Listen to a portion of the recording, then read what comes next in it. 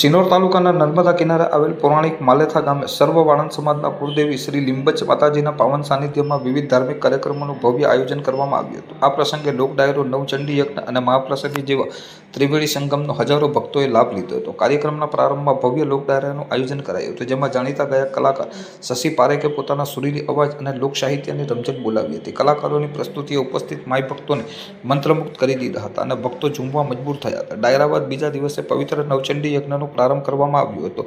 1 April 2026ના રોજ મહાનવચંડી યજ્ઞની પૂર્ણાહુતિ ભવ્ય રીતે યોજાઈ હતી। આ યજ્ઞમાં મોટી સંખ્યામાં શ્રદ્ધાળુઓએ શ્રદ્ધાપૂર્વક આહુતિ અર્પણ કરી મા લીંબચના આશીર્વાદ મેળવ્યા હતા। આ સમગ્ર ધાર્મિક મહોત્સવના અંતે મહાભંડારાનું આયોજન કરવામાં આવ્યું હતું, જેમાં માલેથા ગામ સહિત આસપાસના વિસ્તારોમાંથી પધારેલ હજારો ભક્તોએ મહાપ્રસાદી ગ્રહણ કરી ધન્યતા અનુભવી હતી। નર્મદા કિનારે આવેલ માતાજીના આ પૌરાણિક મંદિરે ભક્તિમય વાતાવરણ સર્જાયું હતું અને સમગ્ર વાળંદ સમાજ તથા માઈ ભક્તોમાં ભારે ઉત્સાહ જોવા મળ્યો હતો। સ્થાનિક આયોજકો અને સ્વયંસેવકો દ્વારા કાર્યક્રમની વ્યવસ્થા ખૂબ જ સુંદર રીતે જાળવવામાં આવી હતી।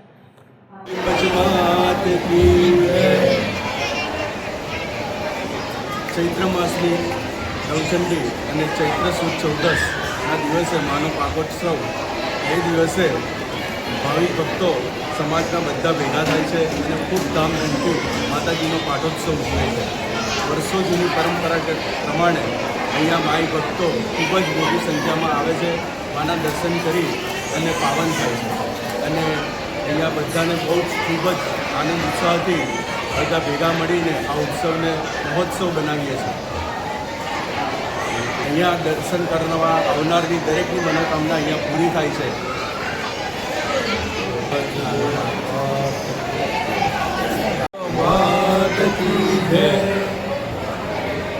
વડોદરા જિલ્લા અને સિનોર તાલુકામાં મોલ્લેથા ગામે અમારી લીંબચ માતાજી કુળદેવીનું મંદિર આવેલું છે। ભવ્યથી ભવ્ય મંદિર છે અને એ મંદિરે અમે દર વર્ષે 14ના દિવસે પાટોત્સવ ઉજવીએ છીએ અને દરેક સમાજના દરેક ભાઈઓ આ પાટોત્સવની અંદર આનંદ ઉલ્લાસથી ભાગ લે છે અને માતાજીની ચરણોની અંદર પૂજા કરે છે અને દરેક સમાજના માણસોની મનોકામના પૂર્ણ થાય છે। આ મંદિર ઘણું પ્રાચીન છે અને સ્વયંભૂ પ્રગટ થયેલા છે માતાજી અને નર્મદા કિનારે વરકાલની નજીક આ મોલ્લેથા ગામ આવેલું છે અને ગામની ભાગોળમાં આ મંદિર આવેલું છે। માં દરેકની મનોકામના પૂરી કરે છે। આગલા દિવસે સુંદર મજાનો ડાયરો કરીએ છીએ, બીજા દિવસે નવચંડીનું આયોજન કરીએ છીએ। નવચંડીમાં પણ મોટી સંખ્યામાં માઈ ભક્તો આવે છે, મહાપ્રસાદી લે છે અને ખૂબ આનંદ ઉત્સાહથી ઉત્સવને મહોત્સવ બનાવી અને પાવન થાય છે।